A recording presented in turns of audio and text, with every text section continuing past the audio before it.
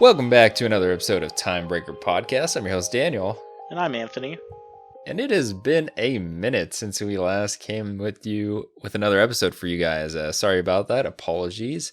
Me personally, I got a little promotion at one of my jobs, moving forward with my book publishing. Just a lot of stuff going on. And with the whole change in my schedule, it was hard for us to make time to make an episode. Yeah, and I was in school, and I have certain times where I got to be at school, and I have to also balance it with a job, and everything just kind of wound up not working, especially to hit a Wednesday release. That was practically impossible, and especially in a time frame that we found acceptable to turn around for things like Doctor Strange. That was one of our big ones we talked about, was how are we going to get it out when we won't even see it until Thursday or Friday week of, and then how do we turn around by Wednesday with this new schedule that doesn't work. Yeah, and so moving forward, guys, we just ask you bear with us as we're moving through various circumstances with our scheduling and stuff. We're trying to find a good schedule to upload and record and edit to make it work, trying new editing techniques. So hopefully as these episodes come out, we'll find a little bit more consistency to bring them to you guys. But just all that I ask right now is if you're a fan of the show, just subscribe and just stay on the lookout for new episodes dropping whenever they can.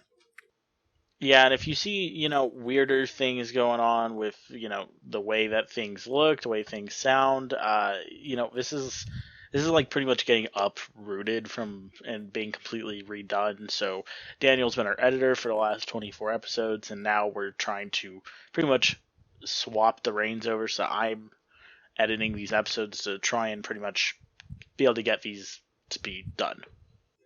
Yeah, so we just ask you remain flexible, and thank you guys for sticking with us so far. But moving into what we want to talk about, we know it's been a while. We took basically the entire month of April off, almost the end of May. So we've seen a couple movies since then, and we wanted to talk to you about that. The first one that came out was Morbius, which I did not see because wasn't too hyped about it to begin with. But I know, Anthony, you saw it. So what are your thoughts?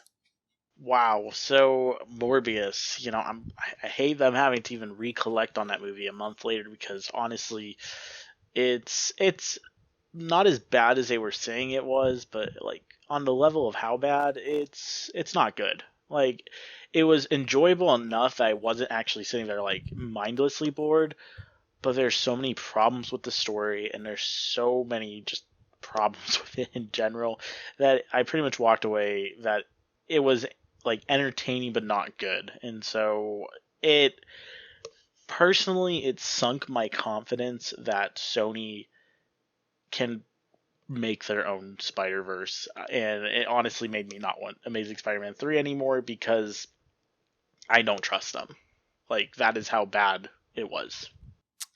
Yeah, and I can't speak towards the film itself, but I can speak to the people behind the screen. I know the writers have also written a couple other films that, in my opinion, aren't that great. And I know they've penned them, or they've gotten them to pen their future Madam Web movie. And, just going off of the feedback of Morbius and all those other movies, I just don't really have a lot of faith in Sony going forward. And like any of their kind of Spider-Verse movies, we got Kraven the Hunter coming out, which I literally have no expectations for.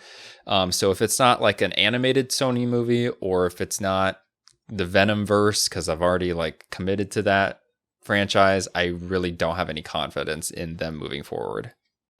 Yeah, and I think the worst part about Morbius was, I do sense there was some sort of expectation. It would at least, even if it wasn't good, it would be like pretty much bad, but on a level of Venom bad, where like it's not so bad you can't watch it. It's just not a good film, but it's enjoyable. And like, that was the takeaway from this, is that it wasn't even that.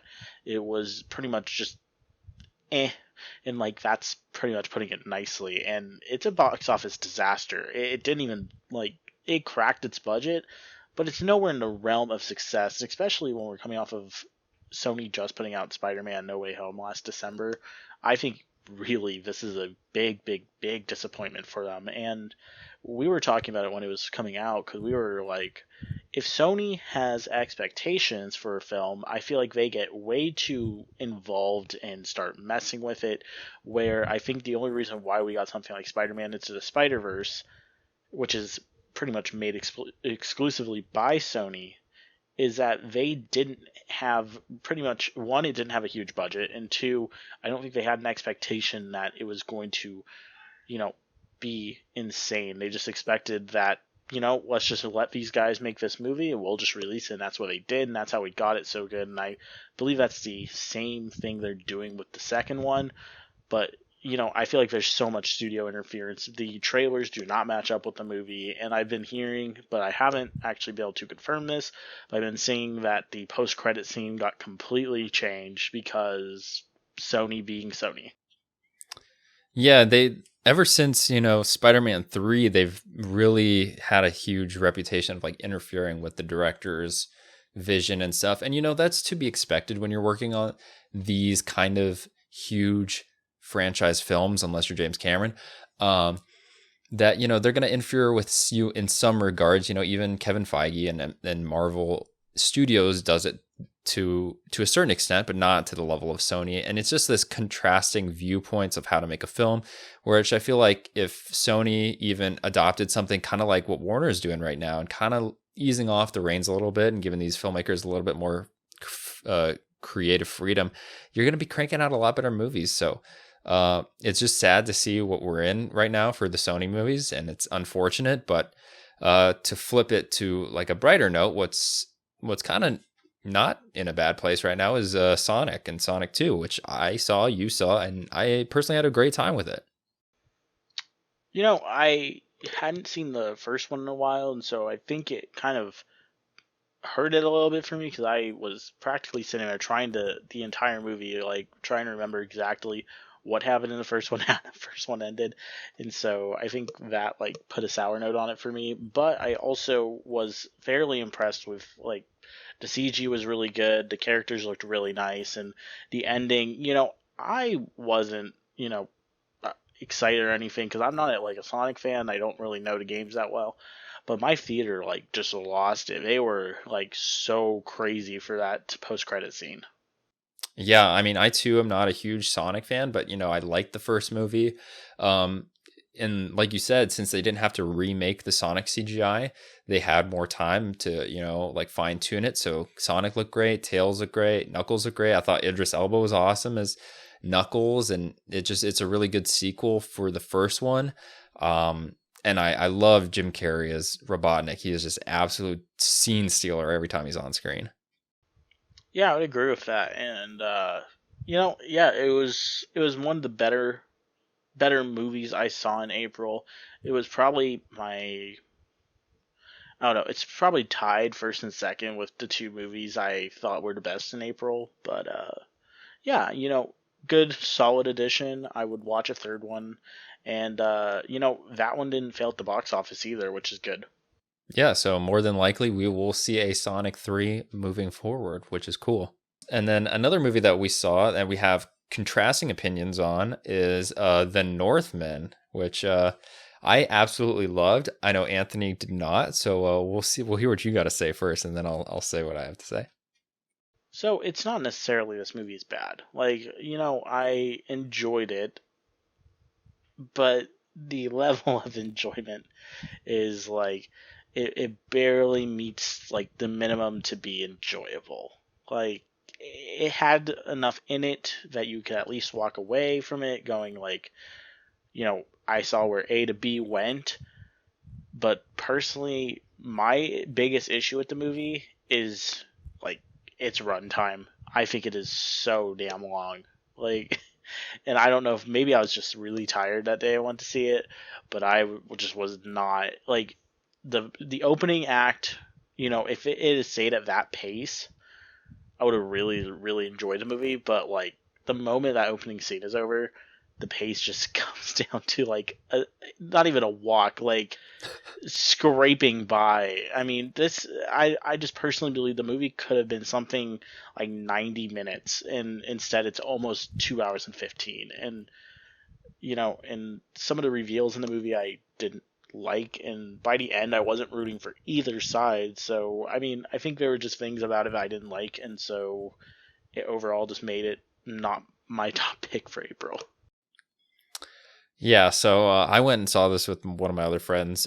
He's super into Norse mythology and everything. Him and I both played Assassin's Creed Valhalla, and so we're kind of in touch with that kind of culture and the aesthetic and, the values with, the religion and, the history. And so seeing that on screen faithfully adapted was very, very, pleasing for me, and just was so cool to see every aspect of their culture, like really explored. It wasn't just like Vikings, raiding stuff. Like there was a lot of more depth to it. And for being a relatively indie movie, the production design was amazing. The cinematography was awesome. There's an entire village raid that's like a oneer, which I thought I love me some oneers. And everything looks pretty practical. It just has that huge atmosphere of that time period and just captures it exquisitely. And it's a very famous legend that helped inspire Hamlet and Lion King and other things. So it's a very accessible story. I didn't have an issue with some of the decisions or reveals that were made in the middle, because I felt like we were just following this one character the entire time. And I thought the performances top to bottom were amazing. And just the scope of the film and the atmosphere is such a trip, so transportive. And I was just along for the ride the whole time, whether or not it was kind of slow or not. I was just there. So that's why I liked it. And it's currently my favorite movie of the year so far. Although we're seeing Top Gun tomorrow, so that's probably going to change. Yeah, I do like, I get everything you're saying about it. It was straight up. I personally think it was like the two main things was definitely for me, it was pacing, and the second one was definitely that reveal, which I guess I'll just say spoiler, like I'd skip ahead if you plan to watch it, but the reveal about his dad, like, it's not that it was something I wasn't expecting coming, but it makes both sides just look awful, and so I wasn't rooting for either of them anymore. And so then having this, let's go back to, because I think the reveal happens before he goes back and kills the new king's the family queen, and everything. yeah, before he goes back and kills them. And so like by that point, and then after he does that, like now I don't know. I think it just, for me, I lost respect for our main character, because like, especially after he killed the boy, like there was just really no purpose for it. But I mean, I don't know. Yeah, the movie is also like, it's hard R. It's very gory, and some of those kills are like, whoa. But yeah, I mean, I can totally see where you're coming from too, and especially with the pace, like it is a little slower burn. But for me, what compensated for that was just seeing like all the aspects of like the culture and the life just explored and put on screen, where I was like, oh yeah, they're doing that, which I've seen in video game and culture and books and stuff, which is so cool that they're like honoring that. So that's where I like filled in the gap for me in entertainment value. But then moving forward to something we can agree on, Secrets of Dumbledore is a completely unnecessary disaster. Just put it lightly. We actually we swapped these two releases, but yeah. Oh yeah, Dumbledore came out before. Yeah. Oh, whatever. I'm just saying. I just realized that. It's whatever. But no, I okay.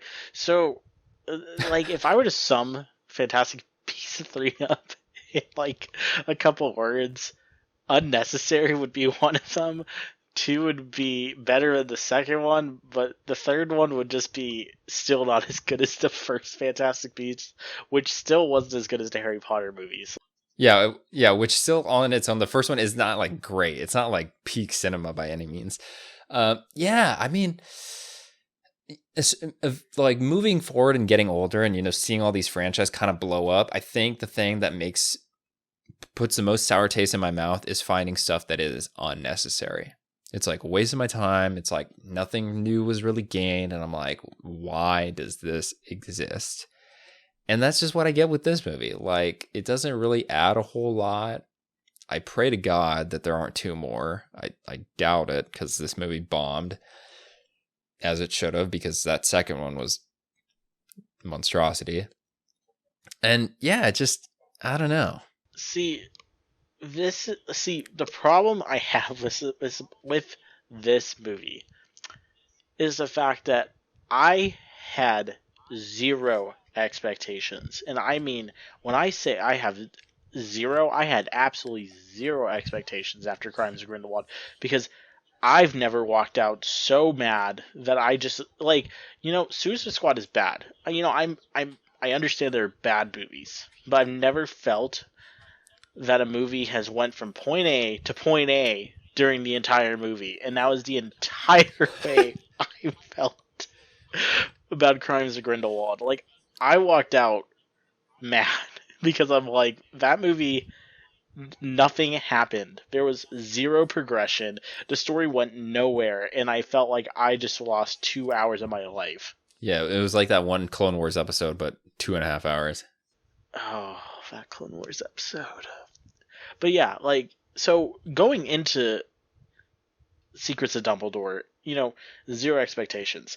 And for zero expectations, you know what? It was better than the last one. But, that's like, for me, Pirates 5 being better than Pirates 4, because Pirates 4 left such a sour taste in my mouth that I went, yup, that was good. But even, I feel even for this one, though, I still couldn't walk out and say it was good, because the only reason I walked out happier with this one was simply because I feel like they, it still has the element of Grindelwald in there, but I feel like it definitely established more of the root of the original Fantastic Beasts movie, and I think that was what made this one work a little better.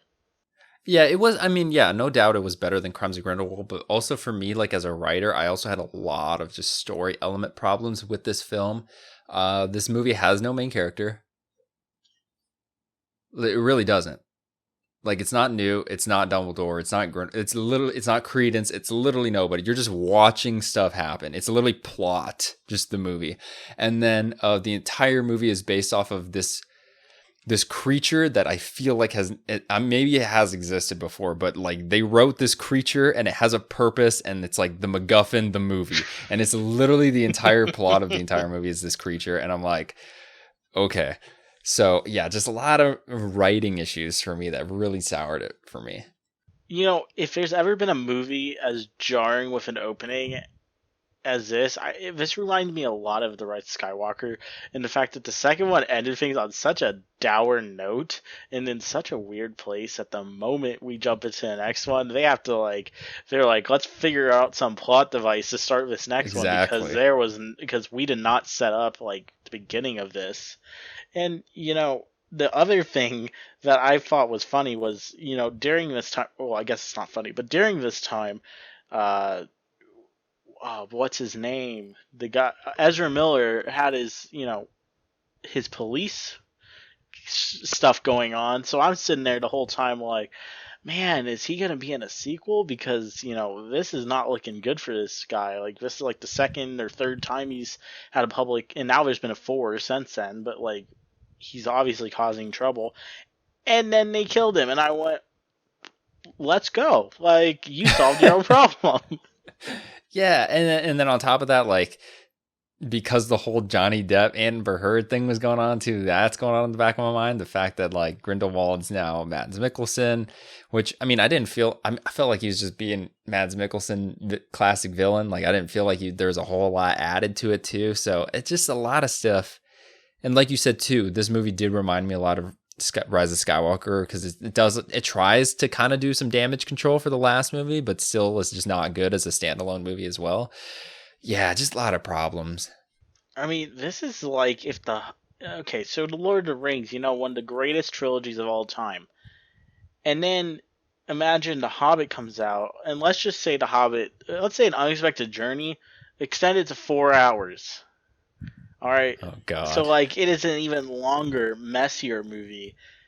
And then, the second one, they said, okay, well, they were mad that it was too long. So you slim the second one down to like 2 hours, speed that stuff up, and just go with it. Except it sucks. and then it sucks, and then it makes no money. And that is exactly what is going on with this franchise. I mean, it's. I feel like Warner's gonna look back and straight up smack themselves because regardless of if you like Harry Potter as a franchise or not, this is their like one of their biggest properties outside of DC, and they are fumbling the ball with this franchise. And I full heartedly believe it's J.K. Rowling at this point because you know what, she's a good book writer, and I'm not gonna get into anything else about her, but she wrote some good books, but I feel like with these Fantastic Beasts movies, she's literally writing them as a book and then trying to make that a screenplay, and it's not working. I'm also curious too that how much like creative control or whatever that David Yates has, because he made, starting in Order of the Phoenix, every Wizarding World movie onward. And, some of those movies in the Harry Potter are absolutely fantastic. And how is the same director pumping out garbage like this compared to, stuff in the same universe and everything? It just doesn't make a lot of sense to me.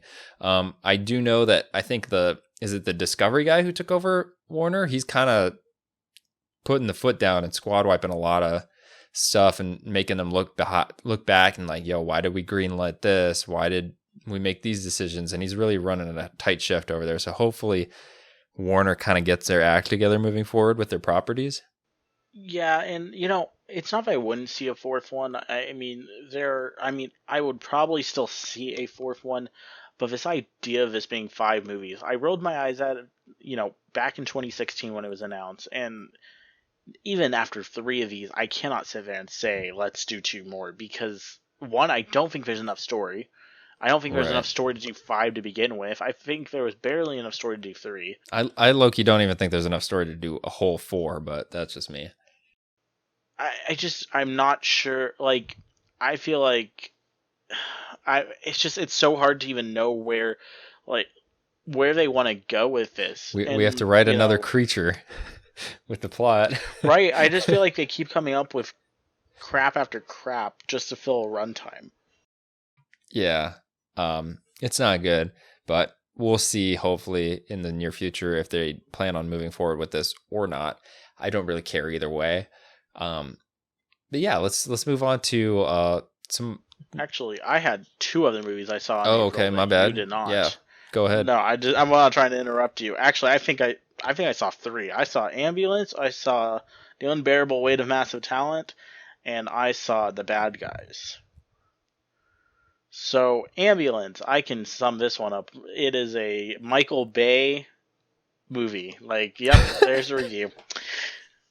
Some of the things that were talked about in press leading up to that movie was, his drone footage. And I found it to be absolutely unnecessary, disorienting, and just overused. And that is a word I have to use with Michael Bay a lot. He overuses crap for no reason. Explosions? Outside of explosions, I'm meaning his filming techniques. I know. It's insane. He overuses like. The last night, this man could not figure out what to use an IMAX camera on and what to not because that movie swapped aspect ratios like it was every shot, more or less. And I don't even know how you shoot a movie like that. How the hell did you pick up an IMAX camera and then by the next scene you swapped off the IMAX camera?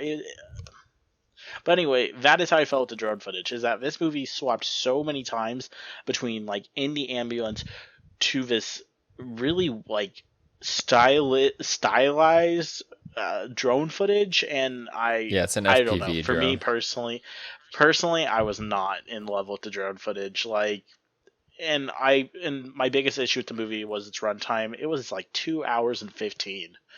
I mean, like, Michael Bay likes them long, dude. He really does like long movies. But moving on to that, it was not the worst movie in April.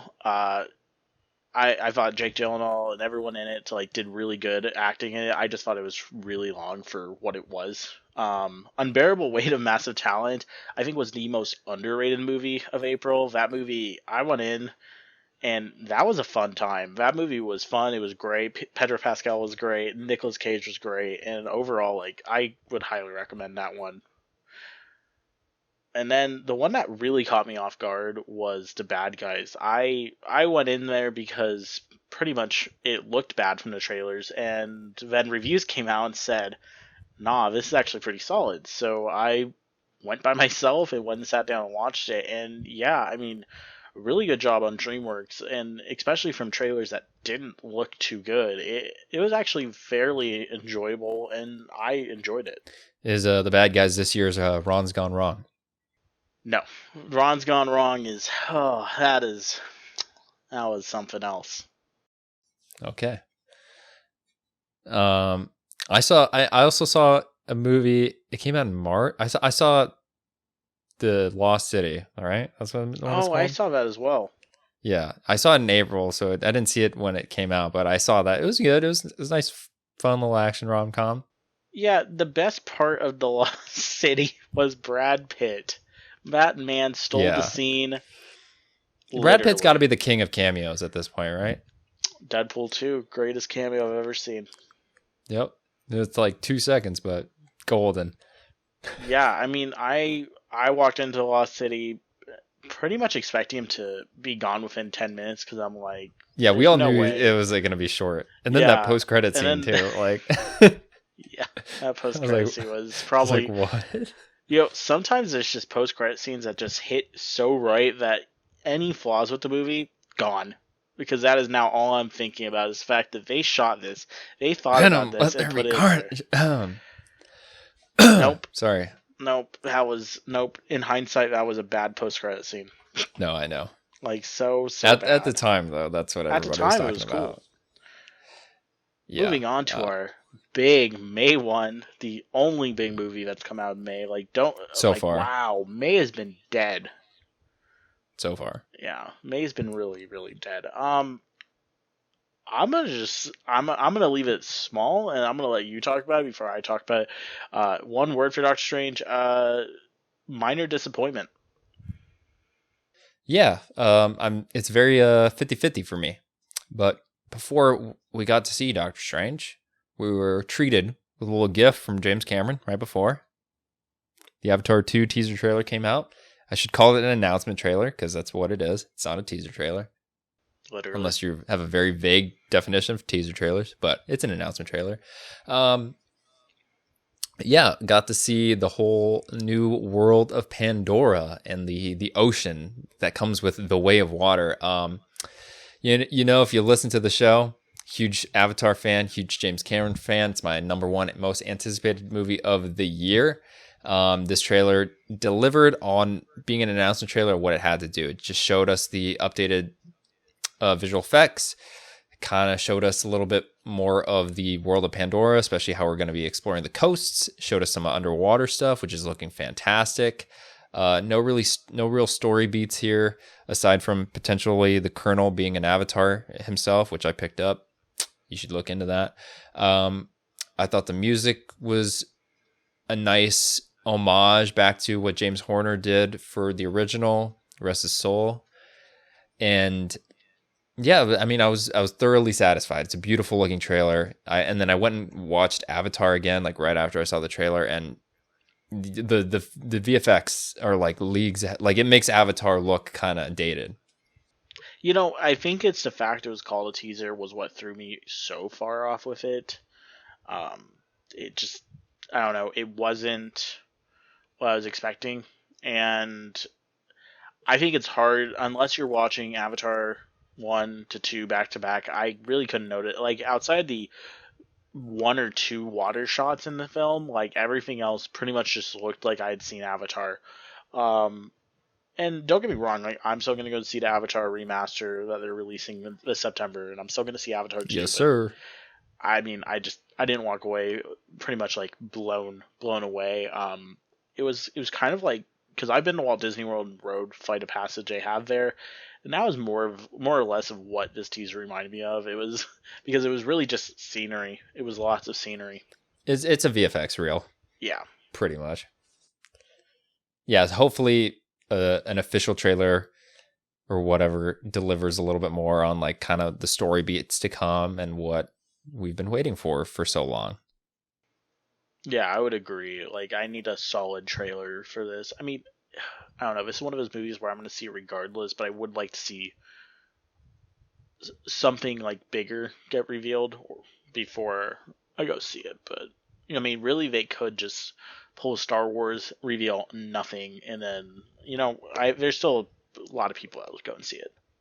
Oh yeah, it's going to be pretty successful. But yeah, let's go talk about Doctor Strange 2. Yeah. Hold on, let me go roll my eyes real fast. Oh yeah. I don't want to.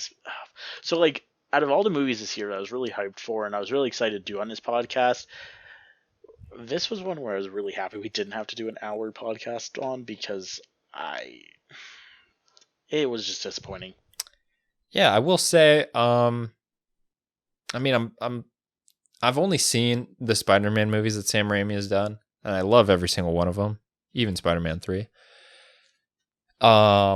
This gave me that Sam Raimi feel, and I haven't seen his horror stuff, but I got those vibes from it, and they delivered. Also, what nobody really is talking about is that Sam Raimi has an exquisite color palette. If you go watch the Infinity War New York fight, that thing is an unsaturated mess. If you go watch the fight in Doctor Strange 2, it is nice and juicy and gave me the colors I wanted throughout the entire movie, which I appreciated. I enjoyed the first act. I liked what it set up. I thought that all the stuff was really cool. The second act is where it really, really lost me, and I was like, #sidequest the movie. And then the third act was kind of coming home, but it's still, that second act kind of like deviated so much that like the third act really couldn't course correct for me. And then it still leaves me like kind of WTF moving forward. What are we doing with this whole multiverse space? I really hope we put it to rest, even though I know based on the post-credit scenes, that's not going to happen. And yeah, so there's some hits, a lot of misses. I like Benedict Cumberbatch. I thought Wanda was a great villain, real powerhouse. Wong is still great. CGI for the most part was good, outside of a few cases that was really bad. But yeah, I'm glad I watched it. First one's way better. That's all I'm gonna say for now. Yeah. All right. So I mean, I think calling the second act a side quest, I think that's giving it too much credit. The second act is a straight fumble.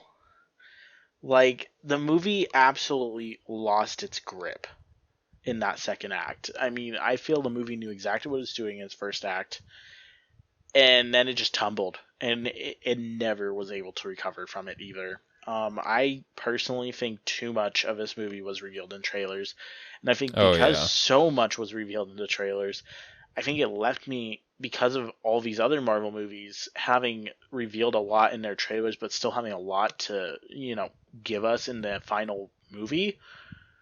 I think I was expecting more because they revealed so much that I was like, okay, well, if they're revealing this much, there's going to be a lot more. There's got to be way more, right? Yeah, no. And no. And I think how much they hyped up these cameos. You know what? And again, spoiler warning. Let's do it. It's hard to even talk about this movie without talking about the big 5-minute section that completely probably the Illuminati. You so suck. Hard. Yeah, the Illuminati sequence not only is like, my theater erupted in applause for Captain Carter, Mr. Fantastic, and Professor X. Okay, I will say, so Anthony and I have been to a lot of Marvel premieres. Specifically Thursday night premieres, which is the earliest the public can go see it, usually. So we get the diehard Marvel fans, right? Infinity War, we got a lot of screams. Endgame, we got a lot of screams. Spider-Man No Way Home, we got a lot of screams. Literally the only time my entire theater yelled was for Mr. Fantastic. The entire theater was silent the rest of the movie. That kind of says something to me. See, and that was kind of what my theater was like. There was like a woo for Captain Carter, like my theater did not care about her. If we're putting it on like a scale of 1 to 10, like that was like a 3. Miss Fantastic was like an 8. Like Endgame's Avengers Assemble was like almighty 10, and so was Cap getting Thor's hammer, like those were both 10 moments. And then Thor arriving in Wakanda. That was like a 9. That was not quite was that 10, but it was really high up there. But yeah, Mr. Fantastic came, it came into that top tier, enthusiasm. Captain Carter was like a 3 or 4. And Professor X was like a 5. Like, but definitely the most, hype was definitely Mr. Fantastic showing up. It was the least expected one, I actually thought. I hadn't even contemplated that happening. So for me, it was actually a welcome surprise. Captain Carter had already been spoiled by release date. That is where I'm like, I'm completely just, I can't understand what is going on. Yeah, can we kill the idea of TV spots? Like, seriously? Like, can you just make a shorter teaser trailer and like have no more footage? Like, Jesus, these TV spots are absolutely gutting the movie before it comes out. Yeah, I know that about a week before release date, Captain Carter's pretty much, granted, we didn't know this when that teaser came out, but her, like, 30 seconds out of the minute and a half she's in the film got spoiled in that 30 seconds. And, everyone knew it was Captain Carter because the shield had the British flag on it. And, right. So going in, I already knew she was in it. And I think that kind of was why I was like, yep, figured.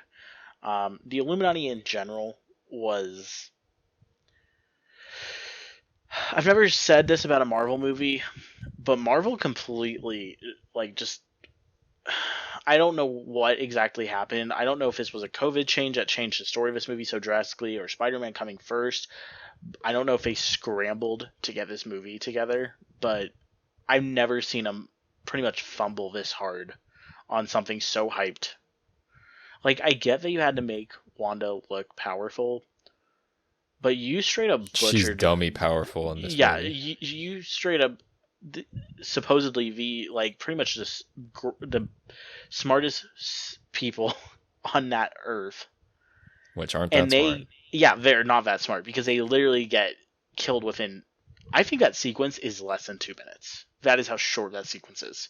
It's really short. And it is ridiculously short. The only shock value is probably the first 2. The last few deaths, you're kind of just like, wow.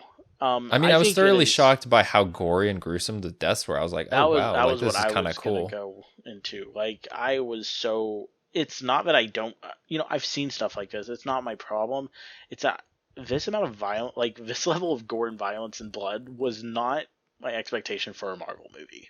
Right. Yeah, that's where I was surprised.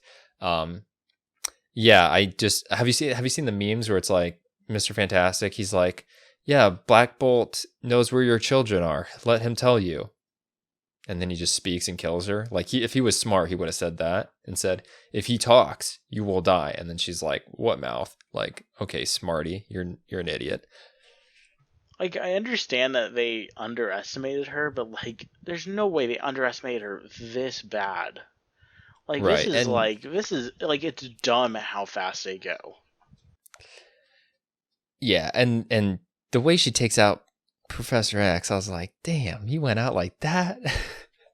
I think, and a lot of people are just like, people just aren't getting it. Like, no, I do understand they're from another. If they're not our right. version of these characters, but still to have them they're still played up to be the best of that universe. Right, and I'm like, I guess that universe just sucks. But no kidding, and yeah. And it didn't help that act alone already wasn't on solid ground. Like, there was already issues with this act, and then to throw this in there too, and it kind of ruined the rest of the movie for me. I kind of sat there just like, wow. The only part that I was kind of excited, or I got giddy about, was when Professor X said the line, and nobody's talking about it, but I was like, oh my gosh, the callback. Where it's like, if somebody stumbles and loses their way, I was like, yo, that's the X-Men line.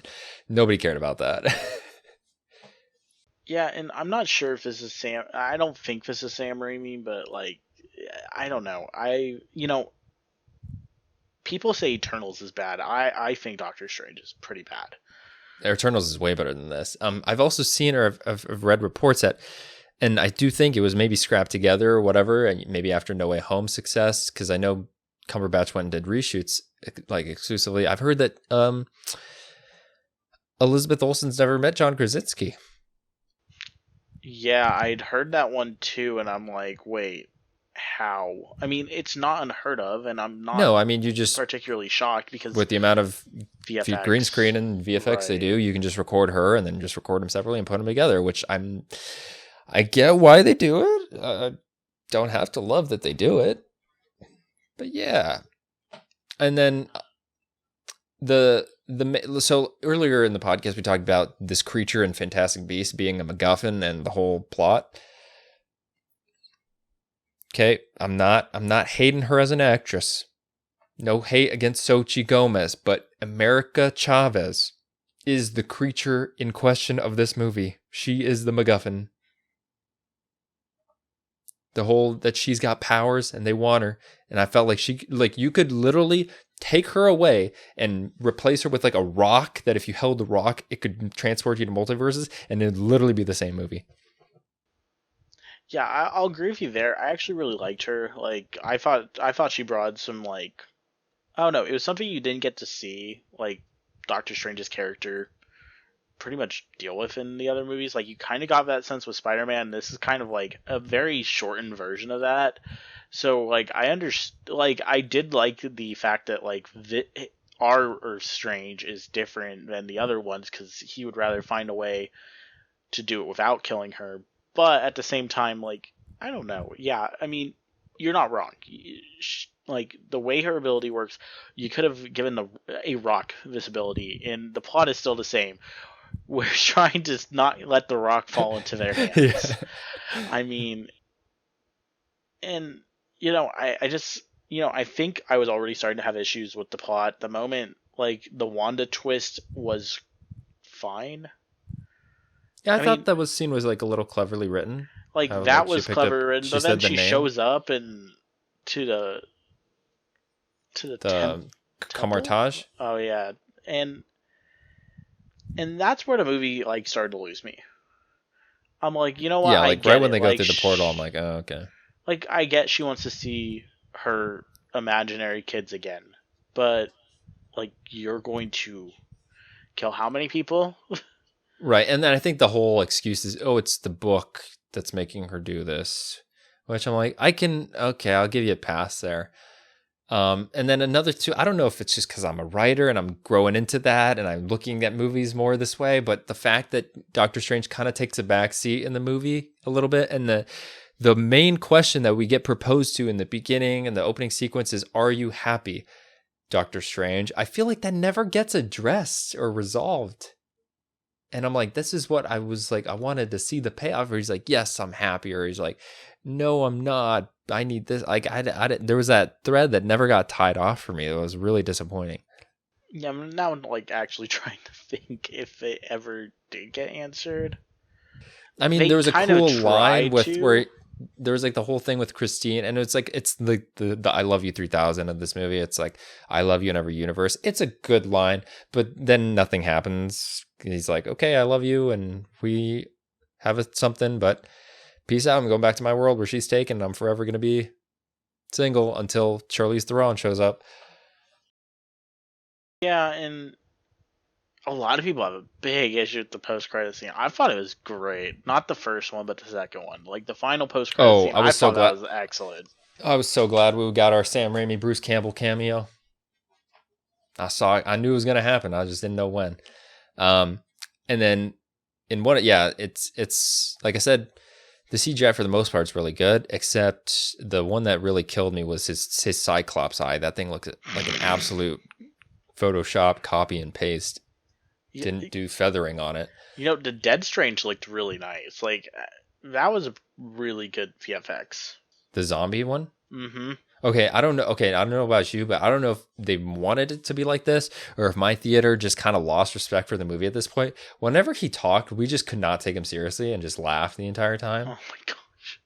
Because of just how bizarre he looks, and it's kind of like meme looking. I don't know. We were just dying. I mean, there was a lot of similarities being pulled with this movie. Like, we were kind of all expecting this to be, kind of like Civil War, very front loaded. And I think this movie's even more front loaded than Civil War. Like, in no way is it a disaster.